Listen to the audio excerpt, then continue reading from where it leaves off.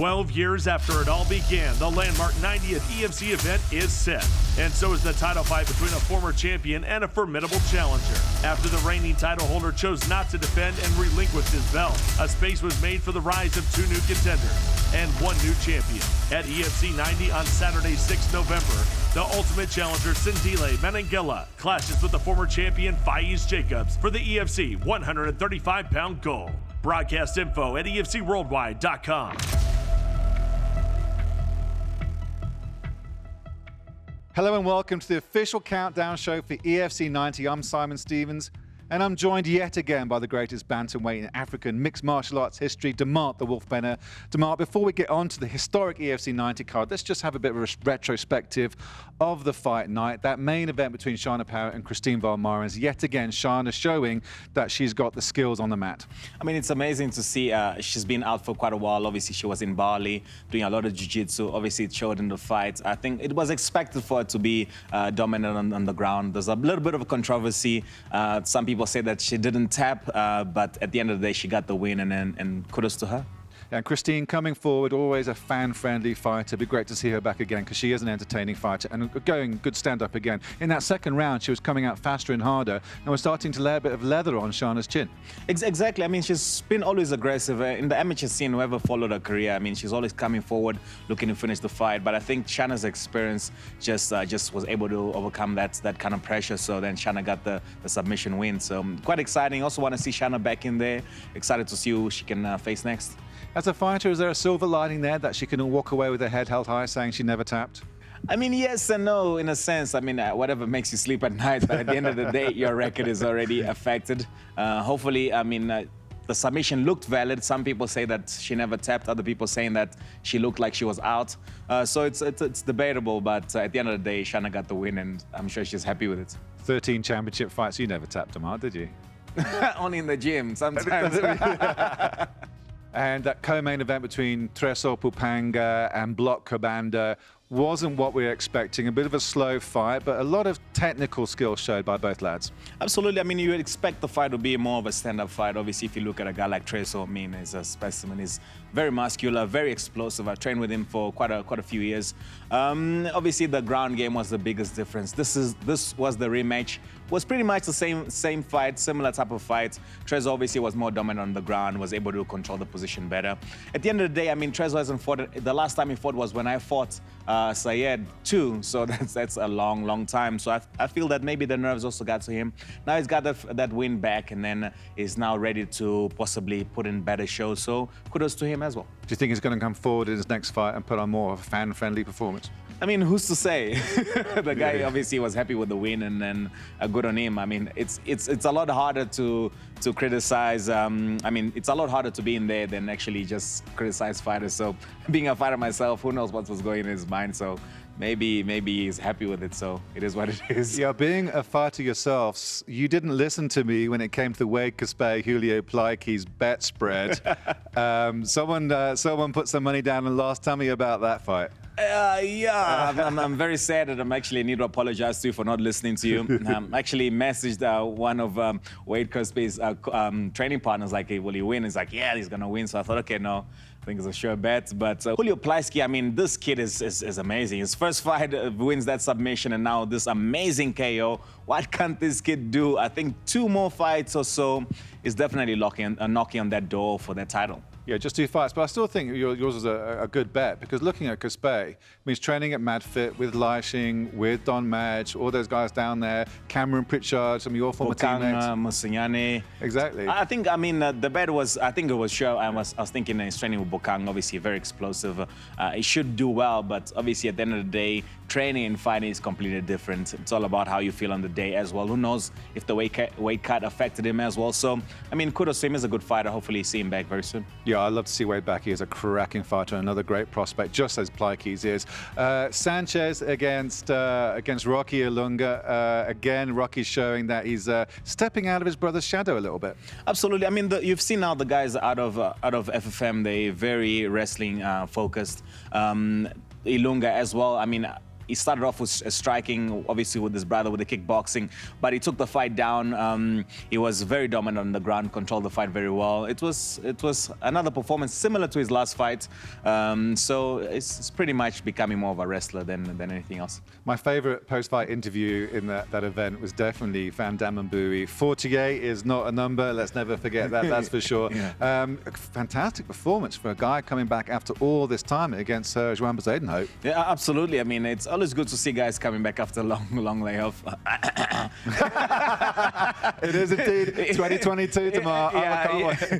So it's quite exciting to see guys. You know, Shanna has been out for a while, Trezo, and now obviously now Mbui. I've seen him quite a lot in the grappling gym. He's been grappling a lot. You know, he got that win with that slam. It was quite unbelievable. So what's next for him? I think maybe 1 or 2 more fights, possibly look to try and knock that door for the title. And he was screaming to Graham after the fight. It's like, hey, I want that title. I want the title. I mean, like, I think maybe 1 or 2 more fights, and then I'll possibly get that title shot. Yeah, it's a bit of a tease, isn't it? Just like you are, because every fight that we're talking about, and we're teasing you guys about Demart's return in 2022, and I will pin you down when it comes right, but we will talk about it. Definitely early 2022. Well, let's move on to the main card of EFC 90, and the first fight is a cracker between Jacqueline Tressier and Kaylee Niedermeyer. It's a Pretoria versus Durban matchup. The much experienced Demolition Jackie up against the Smiley Savage Niedermeyer. How do you see that one going down, Demar? Very interesting, as you mentioned. You know, I think the experience is the biggest thing. Obviously, Jacqueline has fought some of the best, if not the best, local talent in the females space. So I feel that I think the experience, if she uses it quite well, she might be able to pull off that win. But having said that, Kaylee, she's training with the Badat brothers. Obviously, the ground game, I feel she's got a better advantage of that. And then she finished, you know, her first fight quite easily. So I feel that she's going to look to take the fight to the ground. And then also in the amateur scene, she was quite dominant on the feet as well. So she does have stand-up as well. So I feel that I think she's got an advantage. She doesn't have the same experience as Jacqueline does, but I think the youth as well and that determination might make her pull off this fight. Yeah, Kaylee fighting out of Novagen Gym in Durban with, as you mentioned, Zakir Badat. Also fighting on the same card as some of your compatriots in an international promotion. It's great that there's a gym like Novagen that's coming up through the ranks in global MMA, not just in Africa. Yeah, absolutely. I mean, it's great. You know, a long time ago, there used to be like 2 dominant gyms, 3. Now, a lot of the gyms, you know, they're pulling through, going to the international scene, fighting the bigger promotion like the UFC and the Bellators and the Swords and one championship. So it's great, you know, the sport is growing quite a lot in Africa, and it's good to see guys putting the work. Yeah, I expect Jacqueline to test her on the feet. I think she's going to come forward like she has done in the past. And it's Kaylee who's probably looked to counter and look for the takedown. I think she's probably got the better in the ground game. Yeah, absolutely. I think the ground game is the defining factor in this fight. Jacqueline, also in her fights, I mean, she is heavy-handed, but she hasn't finished a lot of opponents on the feet. She will grind you out, and then I think she just needs to look to do that, grind out the fight, hopefully use that experience, and then possibly get the win. Yeah, and another event, another women's mixed martial arts fight on the card. Great to see EFC really starting to build these divisions. Yeah, no, it was great to see the last event, especially, you know, got a main event, female athletes, and now more female athletes coming through. You can see that in Europe and in Asia and so it's a lot of female fighters. I think, yeah, there still needs to be that push, you know, to get more female athletes in the mixed martial arts scene. So hopefully all these fights that are happening keeps driving that force, you know, get more female fighters out there. We definitely need more heavyweights in the EFC, and we've got a cracking matchup, seeing the return of Nico Yamji against Papa Ibrahima Ndour. It's a Senegalese against a Cameroon matchup. It's a cracker, Demar. What's interesting, actually, Ibrahima is actually a Senegalese wrestler. I think that's where he started off training. We've seen some of that Senegalese wrestling. Those guys are very, very strong. Obviously, the rule set, very, very different. I think if you start bleeding, you lose. And if you get taken down, you lose as well. So it's a lot different than actual mixed martial arts. But I'm sure now he's obviously training in France with the Verdum team. I think the experience there probably a lot more than what we can expect from Nico Yamji. So I feel that I think Ibrahima might be his first fight, but probably the experience and the training level that he's facing there in France is a bit better than Nico Yamji. And Nico Yamji has been unfortunate with his career. You know, he's got 2 wins and 6 losses.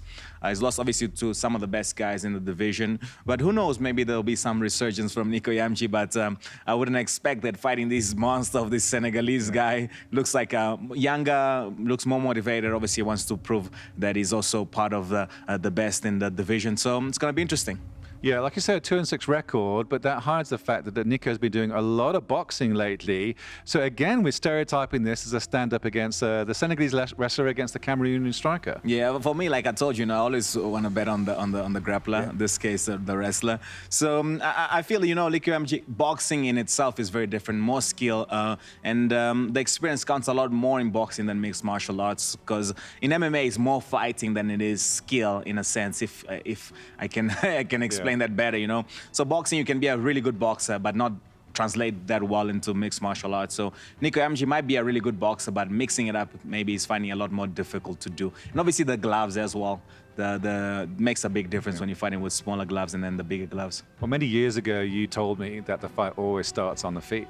Absolutely, we've seen that, and many guys are able to take that advantage. So if you can get the fight to the ground, maybe we can expect the Senegalese also to throw hands. So it's gonna be interesting. So Senegal versus Cameroon, very exciting to see the African space growing more and more.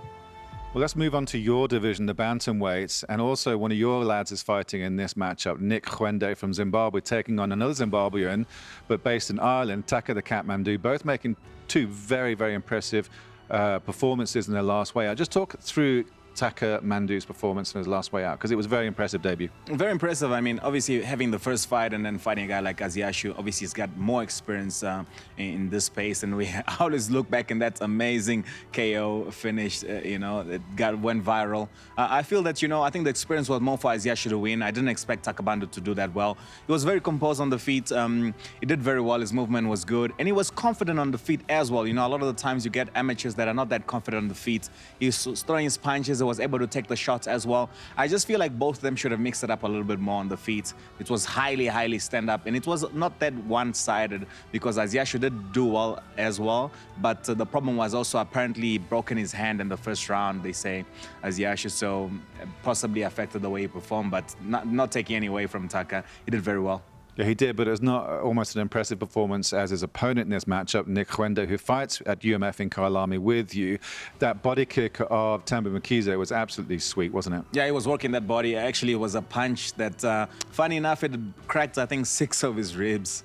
Yeah, shame, it's a tough sport. Yeah, so, I mean, we're quite happy. Not happy that he got injured afterwards. We're happy that Nicholas obviously won. Of course, yeah. So Nicholas, I mean, is a youngster, very motivated. And now that Sylvester is out of that picture, is like so excited that he can become champion, hopefully, one day. But I think beating a guy like Taka Mandu, I mean, he's training out of top gym in Ireland. He feels that, he suffered that more African thing where he was here grinding it out. He's actually from a village in Zimbabwe. He feels that Taka Mandu is more of like, this upper class kind of, didn't face the same struggles as he did. So it's Zimbabwean versus Zimbabwean Ireland kind of dude. So if that makes sense. So I feel, Nicholas obviously needs that experience, but he's very motivated. He's been putting a lot of hours in. In terms of the stand-up, Nicholas is very good on the feet and on the ground as well. We haven't seen a lot of the ground game from Taka Mandu. We haven't seen a lot of ground game from Nicholas. So it's going to be interesting. I think who's going to mix it up better on the ground will most likely be victorious. Let's move on to the featherweights, because it's a cracking matchup between Tumusang, the President Madiba, returning against Keir Harvey. We know that Harvey's probably got legit jits coming out of the Dinky Ninja fight team, which is in higher level in Scotland. Head coach James Doolan, Callum Murray training there, Danny Henry training there.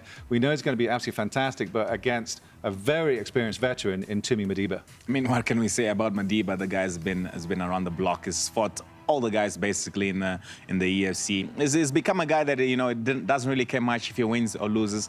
Comes out and puts on shows. That's what the fans like, and that's why he's been so consistent. But at the end of the day, you're still a professional. You still want to come out there and win.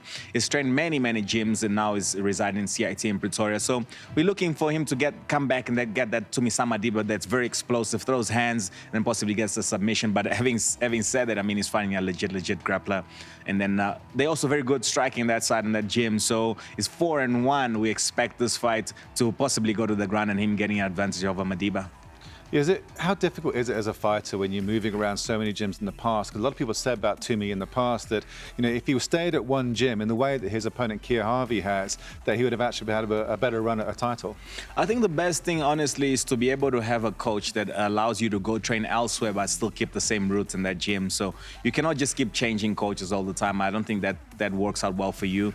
The ideal thing is stay in one gym and then have a coach that allows you to go train a little bit elsewhere, you know. Obviously, cross-training is always the best type of training. We've seen the guys overseas where they're training every other gym. So I feel that's where you get the best advantage. But keep changing your coaches. It's problematic, I think. Yeah, as excited as I am that the Harvey is making his debut here, coming out of that kind of gym with James Doolan, I'm just so glad to see Timmy back. He's one of those most entertaining fighters. He's got cracking personality. He works the sponsors, he works the fans, he's great with the promotion, and he always puts on cracking fights, whether he wins or loses. I don't care. He's just a great guy. Yeah, for sure. I mean, I love to watch him fight. He's a good friend of mine as well. I wish him well. At the end of the day, he still has to come out and win, you know. It's not just about win or lose. You have to win, you know. That's how you move up the ladder. Yeah, that's a cracking matchup. But let's move on to the main event, which is even better, and that's a bantamweight title fight between Faiz Jacobs and Sindina Manangela. It originally was going to be your teammate Sylvester Chupfumbu taking on Sindina Manangela from PESFA in Gqeberha, and there's just a bit of a contractual dispute that just couldn't be resolved. Yeah, absolutely. I mean, Sylvester's contract was up, and then he wanted to go elsewhere. Obviously, he had signed already for that fight, and then just never materialized. So, but moving forward, you know, things happen in this game. But an exciting matchup. I think Faiz is quite excited that he's able to try and get that title back. But obviously, he's fighting a very dangerous grappler. We've seen that Faiz, that's where his weakness is, the ground game. He's improved quite a lot on the ground. You know, he's trying submissions. He's finished the likes of Tumisama Diba on the ground. But the level, I think, of Sandile is very high in comparison to Faiz Jacobs. And obviously, he's also a judo black belt. He's going to be good with the sweeps. And his wrestling is not as good, but I'm sure he's a little bit better than Faiz. Naturally, you would expect the fight for Faiz to keep the fight on the feet, move around, not settle too much. But being in 5 rounds is going to be very difficult not to get taken down. I feel that the level of Brazilian Jiu-Jitsu by Chris Bright, obviously, his coach, is very, very high. I expect Sandile to win this fight, but not easily because Faiz is a proper fighter and he will never give up. So it's going to be very interesting. I think whoever is able to mix it up better should win. Yeah, I think in his last loss, Faiz Jacobs was already working hard in his ground game, and it's one of the things that he's just doubling his efforts in terms of his grappling.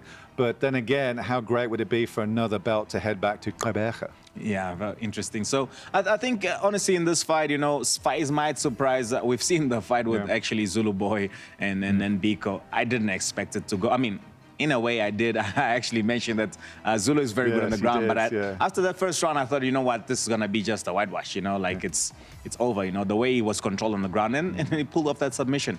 Could it be something similar where Sandile gets complacent and then Faiz also catches him with something? It's very possible, you know. Faiz is a fighter, that guy.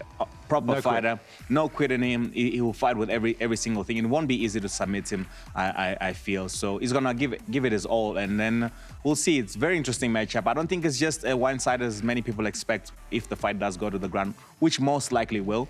I think Faiz will be able to put on quite a fight, and if he were to be finished, possibly only in the later rounds, which is obviously harder to get finished then. So we might even expect a full-out 5-round war. It's difficult to take him down, though, with that kind of reach in his legs. I mean, he loves to kick from range, doesn't he, and keep the distance, be working on his takedown defense, but he's a very difficult fighter to gauge the distance and enter the pocket with. Yeah, I think the best fight that I've seen Faiz was when he fought Zulu Boy. Even when he was taken down, he controlled the position very well. He was able to get on his feet. Very difficult to take down. Kept the fight on the feet. He knew when to kick, knew when to punch. So Faiz improved a lot. I mean, I like the guy. He's a very motivated fighter, very driven. He believes in himself a lot. This is his second chance for the title. He's not going to give it up easy.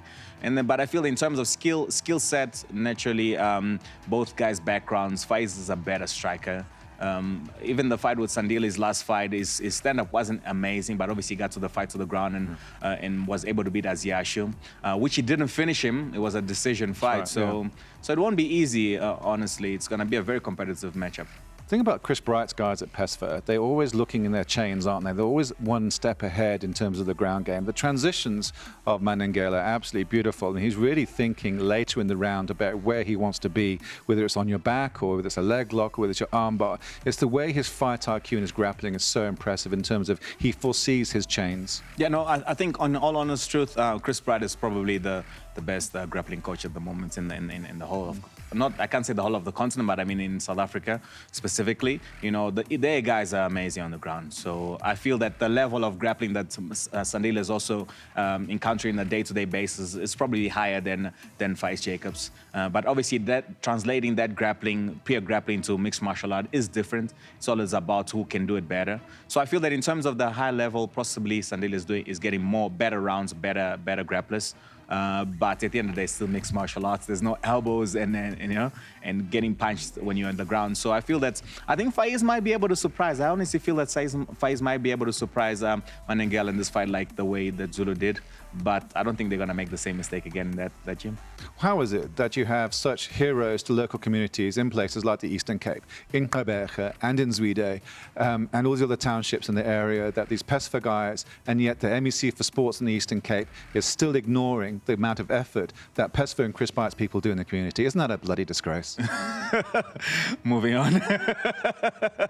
It is what it is, brother. It's a disgrace. Okay. I mean, it's very difficult to say, you know, obviously these politicians always have their own agenda. Most of them, they're looking to push their own agendas. And obviously, the sport is still quite young, and it's unfortunate that we have situations like this. Even for myself, back in Angola, in all honest truth, I haven't really got much help from the government when I'd won. They just gave me a few trophies, but no real financial backing that what we need. So, I mean, I feel his pain, to be honest. I feel that there needs to be more recognition, definitely, the kind of work that those guys are putting in. So it is a disgrace, as you say. Well, it's that time when I always put Demar on the spot, and I love this one because I get it right more than most.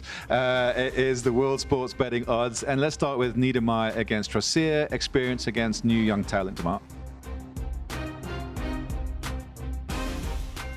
I believe that the new young talent is going to overcome, and I feel that she's going to take this fight. I do like Kaylee. I love her ground game. I love Novogena, as I said, but a returning Jackie Trosier, she's got a lot to prove. She's got way more experience. She's far more dangerous on the feet. I've got to go with Demolition Jackie. Let's move on to the Cameroon against Senegal, Yamji against Ndu. Who do you have on that one?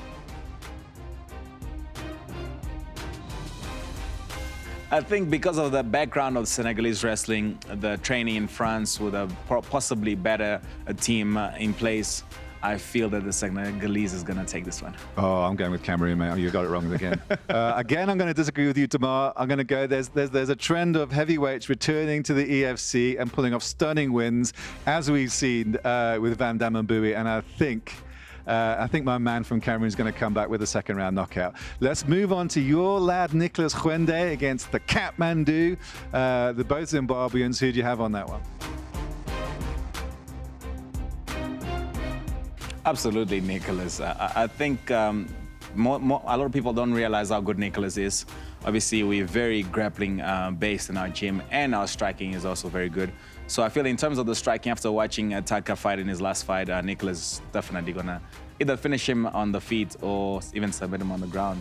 Again, I'm going to disagree with you. Not because he's your guy. I think, come on, man. It's actually, this fight will be defined by the coaches. In Nicholas's corner, it's Demart.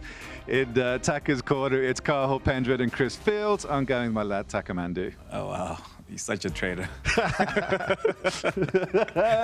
Okay, another person coming out from Europe, Keir Harvey, taking on our lad, Tumusang the Madiba. I'll tell you now, I am rooting for Tumusang.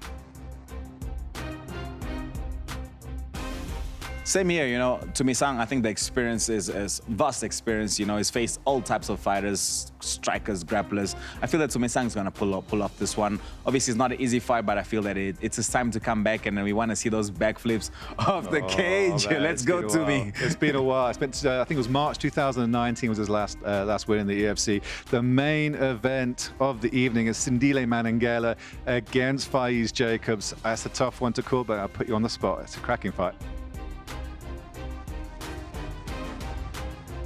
Honestly on the fence on this one, but after watching Chris Bright's team, they had a recent grappling tournament. I mean, those guys are very good on the ground.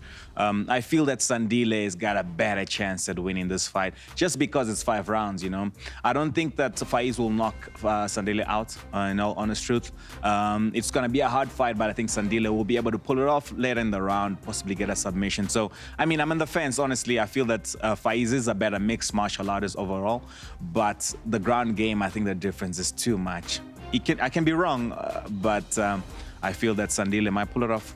I have a feeling that Faiz has a golden opportunity in. He's coming on short notice.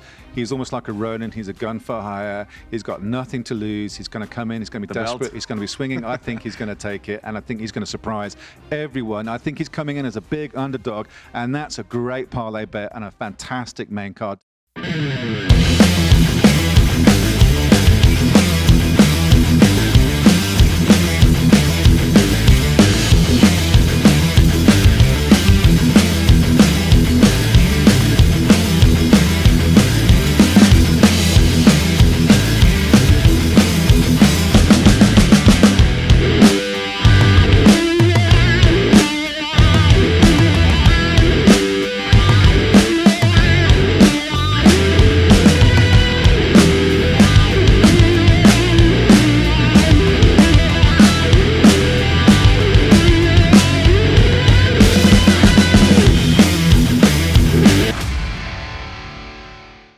Mart, thanks yet again for all your insights. Really appreciate your company yet again. So don't forget, folks, EFC 90 here the 11th of November, live from Johannesburg at the EFC Performance Institute. Is going to be a landmark, cracking event. Do not miss it. We'll see you then. Thanks for watching. Cheers for now.